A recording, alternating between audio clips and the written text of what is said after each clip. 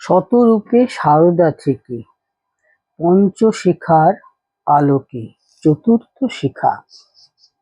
শ্রী শ্রী রামকৃষ্ণ পুঁথি গ্রন্থের অমর রচয়িতা অক্ষয় কুমার সেন নিজের সম্বন্ধে 1919 সালের 13 এপ্রিল তারিখে লিখেছিলেন, সংসার প্রবাহে স্রোতের তৃণের ন্যায় ভাসিতে ভাসিতে পরম দয়াল ঠাকুরের কাছে গিয়া পড়িয়াছিলাম।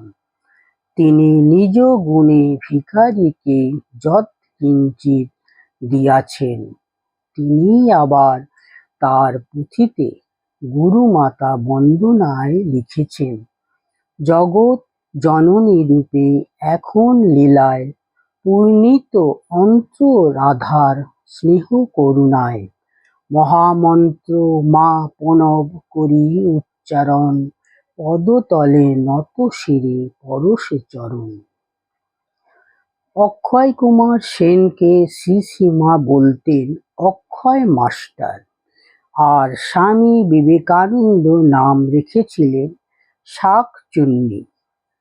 পুঁথি লেখা আরম্ভ হলে স্বামী বিবেকানন্দ একদিন তাকে বরাহনগর মঠে ঠাকুরের বাল্যলীলা শুনে আশীর্বাদ করেছিলেন। স্বামীজি তাকে নিয়ে গিয়েছিলেন শ্রী শ্রী মায়ের নিকট। শ্রী শ্রী মা তখন বেলুড়ে বসবাস করছিলেন। অক্ষয় কুমার শ্রীমাকে পুঁথি পড়ে শোনান। শ্রবণান্তে মাতা তবে কইল আশীর্বাদ, নির্বিঘ্নে সমাদা পুঁথি পূর্ণ হবে সাধ। শ্রী শ্রী মায়ের শ্রী চরণ আশ্রয় লাভ করে অক্ষয় কুমার তার সঙ্গে ঠাকুরের লীলা আলোচনা করিতে লাগিলেন। বিশেষত একবার তখন অক্ষয় মাস্টার কামারপুকুরে অবস্থান করছিলেন। শ্রী শ্রী মা সেই সময়ে ঠাকুরের সময়কার প্রাচীন গ্রামবাসীদের ডেকে অক্ষয়কে দিয়ে পুঁথি পড়িয়ে শোনালেন এবং মা স্বয়ং 2 হাত তুলে গ্রন্থের সাফল্য কামনা করলেন। বাঁকুড়ার ময়নাপুর নিবাসী অক্ষয় কুমারের বরাবরই শ্রী শ্রী মায়ের প্রতি প্রগাঢ় ভক্তি। শ্রীরামকৃষ্ণের সন্তানদের সকলের কাছেই প্রীতিভাজন ছিলেন অক্ষয় মাস্টার। 1894 খ্রিস্টাব্দে স্বামীজি স্বয়ং পূজনীয় ব্রহ্মানন্দজির কাছে লেখা একটি চিঠিতে শাঁকচুন্নীর খোঁজ নিয়ে লিখছেন, শাঁকচুন্নীর কোনো কথাই তো তোমরা লেখো না, সে গেল কোথা? মাকে ভক্তি করছে তেমনি কিনা? স্বামীজি আবার 1895 খ্রিস্টাব্দে একটি চিঠিতে স্বামী রামকৃষ্ণানন্দ মহারাজকে লিখছেন, শাঁকচুন্নী যে ঠাকুরের পুঁথি পাঠাইয়াছে তাহা পরম সুন্দর, কিন্তু প্রথমে শক্তির বর্ণনা নাই, এই মহা দোষ। দ্বিতীয় এডিশনে শুদ্ধ করিতে বলিবে। স্বামীজির এই নির্দেশ অনুসারে অক্ষয় মাস্টার তার পুঁথির দ্বিতীয় সংস্করণে জুড়ে দিয়েছিলেন গুরু মাতা বন্দনা অধ্যায়টি। শ্রী শ্রী মাও তার এই সন্তানটিকে বিশেষ স্নেহ দৃষ্টিতে দেখতেন। শ্রী শ্রী মা যেখানেই থাকুন অক্ষয়চন্দ্র মাঝে মাঝেই তার চরণ বন্দনা করে আসতেন। 1301 সালে জয়রামবাটিতে শ্রী শ্রী মা ও তার গর্ভধারিণী বেশ অসুস্থ হয়ে পড়েছিলেন। এই ঘটনার উল্লেখ করে শ্রী শ্রী মা কথামৃতকারকে লিখেছিলেন, অক্ষয় মাস্টার ডাক্তার আনিয়া আমার আরোগ্য করিয়াছেন। ভক্তির ঐকান্তিকতায় এবং বিশ্বাসের গভীরতায় অক্ষয় মাস্টারের হৃদয় ছিল পরিপূর্ণ। একদিন অক্ষয় মাস্টার শ্রী মায়ের নিকট এসে মা বলে ডাকতেই শ্রীমা উত্তর দিলেন, হ্যাঁ বাবা। অক্ষয় মাস্টার বললেন, মা আমি বললুম মা, আর তুমি বললে হ্যাঁ, আর কিসের ভয়? শ্রীমা অমনি তাকে সাবধান করে দিয়ে বললেন, না বাবা, অমন কথা বলো না। যার আছে ভয় তারই হয় জয়।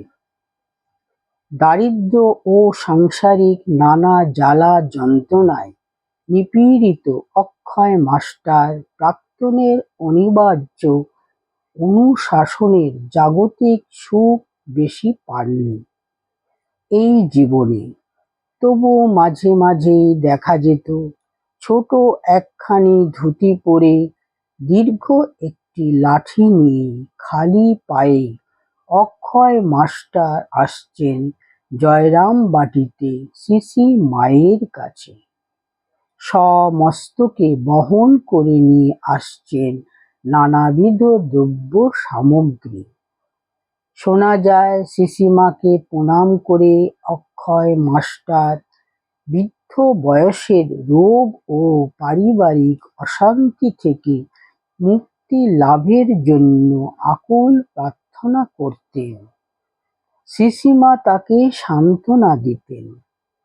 একদিন শ্রীমা আঙ্গুল দেখিয়ে বলেছিলেন, তোমার শেষ বয়সে একটু ভোগ আছে। অসহ্য হাঁপানি রোগে পীড়িত অক্ষয় মাস্টার ওই কথার উল্লেখ করে বলতেন, সেই একটুতেই যা যন্ত্রণা, তিনি যদি আঙুলটা আর একটু লম্বা দেখাতেন তবে এ শরীরে আর সহ্য হতো না। তিনি 1919 সালের 8ই জুলাই তারিখে একটি চিঠিতে লিখেছিলেন, শেষ জীবনে বড়ই কষ্ট পাইলাম। কষ্টটা চন্দনের ন্যায় অঙ্গরাগ মনে করে উচিত ছিল, কিন্তু তা পারিলাম না। কষ্টের সঙ্গে ঈশ্বর চিন্তাই উন্নতির পথ। কিন্তু তা সত্ত্বেও অক্ষয় মাস্টারের মনের গভীরে একটি অভিমান বরাবরই ছিল এবং রচনার মধ্যেও তার কিছু কিছু প্রকাশ পেয়েছে। ভক্ত হৃদয়ে শুদ্ধ অভিমানের রসে সিক্ত হওয়ায় পুঁথির বহু অংশ আন্তরিকতার ঐশ্বর্যে ও মানবিকতার গুণে ঝলমল করছে এবং তারই ফলে বহু পাঠকের কাছে পুঁথিখানি উপভোগ্য হয়ে উঠেছে। শ্রীমা এই পুঁথির একজন সমজদার ছিলেন। তিনি যেমন কথামৃতের প্রশংসা করতেন, তেমনি বলতেন, অক্ষয় মাস্টারের পুঁথিও বেশ। শ্রীরামকৃষ্ণ ভাবান্দোলনের সঙ্গে যুক্ত বহু ভক্ত নর নারী আজও অত্যন্ত শ্রদ্ধার সঙ্গে শ্রীরামকৃষ্ণ পুঁথি পাঠ করেন। শ্রীরামকৃষ্ণ বিবেকানন্দ ভাবান্দোলনের প্রসঙ্গে যারা গবেষণা করছেন তাদের কাছেও নানা দিক থেকে পুঁথির একটি বিশেষ মূল্য ও মর্যাদা রয়েছে। জয়রামবাটি থেকে উত্তর পশ্চিমে কয়েক ক্রোশ দূরে অবস্থিত ময়নাপুর গ্রাম বাঁকুড়া জেলারই অন্তর্গত। অক্ষয় মাস্টার শেষ জীবনে তার জন্মভূমি ময়নাপুরে বাস করতেন। একদিকে শ্রীমায়ের দেশে থাকাকালে তার খবর ও আশীর্বাদ পাবার জন্য অক্ষয় মাস্টার মধ্যে মধ্যে লোক পাঠাতেন। আবার অন্যদিকে তার খুঁতখুঁতানির শেষ নেই। বিভিন্ন সময়ে মায়ের কাছে নিবেদন করেছেন তার দ্বিধা, কুণ্ঠা, সন্দেহ। একবার সিসিমা তাকে তার চিঠির উত্তরে লিখেছিলেন, আমার আপনার পর কেউ নাই, সকলেই সমান, আমার মনের মধ্যে কিছুই দুই দুই নাই। সাংসারিক অসচ্ছলতা সত্ত্বেও মায়ের সেবার জন্য অক্ষয় মাস্টার জিনিসপত্র পাঠাতেন। ময়নাপুর অঞ্চলের প্রসিদ্ধ ভৈসা ঘিও কখনো কখনো মাকে পাঠাতেন। প্রায় দুধের মতো সাদা সেই ঘি গরম ভাতের উপর পরিবেশন করে সিসিমা তার সন্তানদের বলতেন, অক্ষয় মাস্টারের পাঠানো ঘি কেমন সুস্বাদু, খেয়ে দেখো। ৭৩ বছর বয়সে অক্ষয় মাস্টার দেহত্যাগের জন্য প্রস্তুত হন। তার ছোট ভাই জ্যেষ্ঠের অন্তিমকাল উপস্থিত দেখে তাকে শ্রীরামকৃষ্ণ নাম শোনাতে শুরু করেন। অক্ষয় মাস্টার গুরুর প্রিয় নাম শুনতে শুনতে হঠাৎ বলে ওঠেন, তোমরা চুপ করো, আমি ঠাকুর ও মাকে দেখতে পাচ্ছি।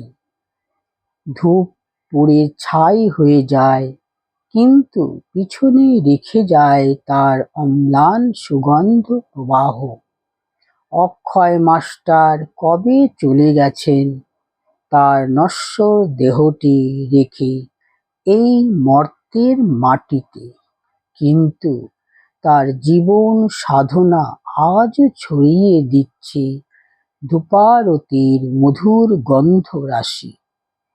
সবার পিছে, সবার নিচে, সব হারাদের মাঝে দীনতার শিখাটি হয়ে আজও জানে যেন একান্তে উচ্চারণ করে চলেছে আরতির প্রণাম মন্ত্র, জয় জয় শ্রী শ্রী মাতা জগৎ জননী রামকৃষ্ণ ভক্তিদাত্রী চৈতন্য দায়িনী। জয় মা।